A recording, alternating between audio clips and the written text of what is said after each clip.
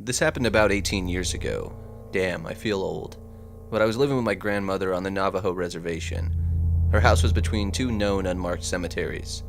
Anyways, one night she was out at bingo, and my cousin Matt was in charge of watching me that night. I was in the back of the house watching TV when the dogs began to howl soon after I heard a thud on the roof. Confused and freaked out, I jumped up and backed away from the window and listened. The dogs were going ballistic outside, howling, growling, and barking. That's when I had enough and started to walk towards the front of the house where the living room and Matt were located. Whatever was on my roof began to mirror my movement and was following me directly above. I bolted to the living room and yelled at Matt. He turned off the TV and we listened. Something was walking in circles on the roof and wanted us to know it was there. Matt, being a traditional native, began to pray. After a few minutes of torment, Matt instructed me to follow him outside onto the porch. At this point, Matt yelled at the thing to leave. Whatever it was, ran towards the back of the house, jumped off and landed with a loud, audible thud, and began running towards the neighbor's trailer. The neighbor's horses got uneasy and began freaking out in the stables. Meanwhile, the neighborhood dogs were in pursuit. They followed it east and down the trail out of earshot. Hands down, the most terrifying Skinwalker experience of my life.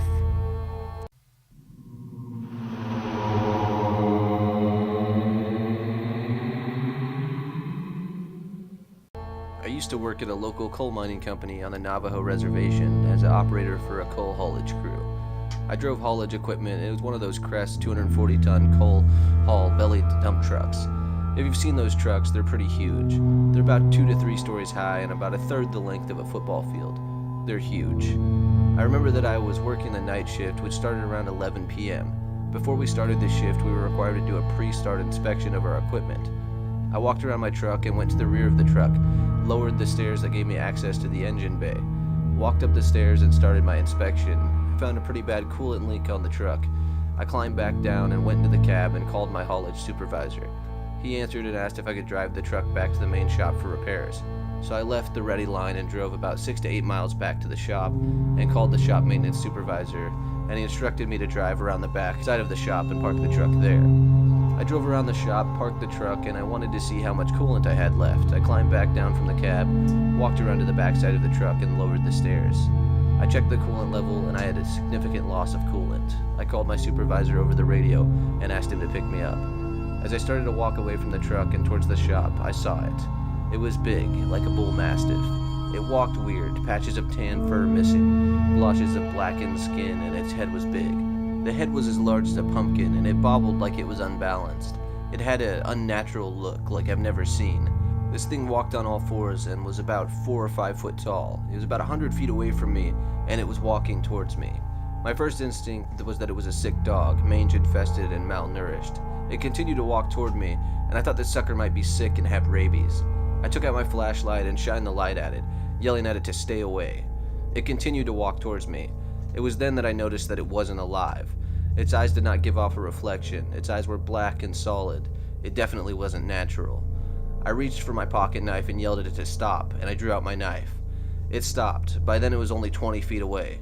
I was still walking towards the shop, and it was parallel to me all the way to the shop. I never looked away. I thought it could attack me.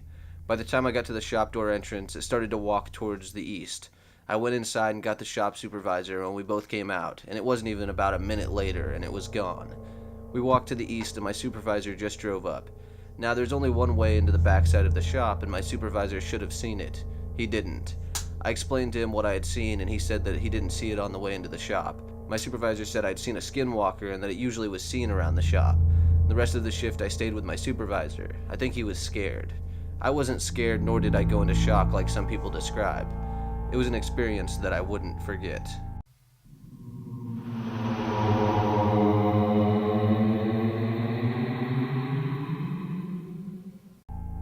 Hi, sorry if this is in the wrong subreddit, but this just happened to me, and I'm a bit freaked out, and I don't quite know what I saw. I'm hoping I can get some clarity here. For context, I live in the Midwest in a suburban area. My boyfriend also lives in a suburban area, about 30 to 60 minutes away from me, depending on if I use either the interstate, highway, or city roads. That being said, I usually take the interstate there, then take the highway partway home since the highway is only about a mile or so away from his neighborhood, and I take it all the way to the interstate. There's also another road I can take, a paved country road with one lane on each side of the road, with no streetlights. It eventually meets up with a few main streets, which are numbered roads we use where I live, and it'll take you back towards the city and the highway. Sorry for all the background about the roads, but I feel that it's important, and I feel like my choice was a definite sign that the butterfly effect is always in works. On to the story. Earlier today, I went to pick up my boyfriend, and we basically hung out and binge-watched a TV show that I'd recently gotten him into called Broadchurch. Around 11 p.m., he says he should probably go home, since he works that morning. I agree and drive him home using the interstate with no problems. We kiss goodbye, and then I'm on my way out of the neighborhood and towards the street that takes me to the main roads. If I turn right, it's a straight shot to the highway. If I turn left, I can take it down to the country road for a bit of a late-night drive. I decided to take the latter. I turned left, then turned right at the stoplight, and began to drive through the dark country night. It was nice out, so I had my windows rolled down and my music up, just letting the breeze come in.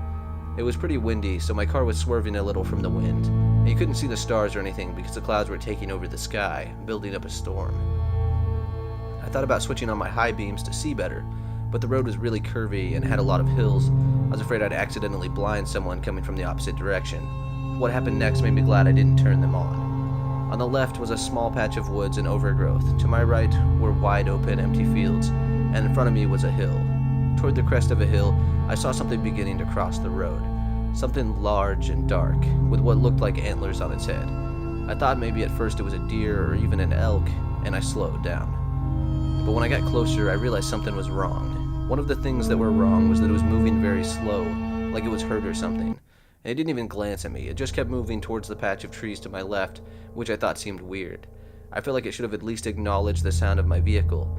The second thing was that this animal that I presumed was a deer or elk, couldn't have been. It was at least the size of a moose, but that couldn't be right because where I'm from, there are no moose. We had deer and maybe some elk, but not moose. I felt a cold wave of dread wash over me as I watched this moose thing make its way across the road, and then it stopped and looked right at me. It twisted its head so fast at me, I almost screamed. Its face was hideous. It looked rotten somehow, like it was withering away, and its eyes were so dark I was so scared it didn't have any eyes. There was blood dripping from where its mouth was, and I could see sharp teeth poking out from its lips as they pulled back into a sneer. I thought about reversing my car and hightailing it out of there, but I was frozen. You know how adrenaline kicks, they say you enter either a fight or flight mode? Well, they don't tell you that there's a third option, and that's to freeze, which is exactly what I did. I just stayed in place, hands still on the wheel, foot still digging into the brakes.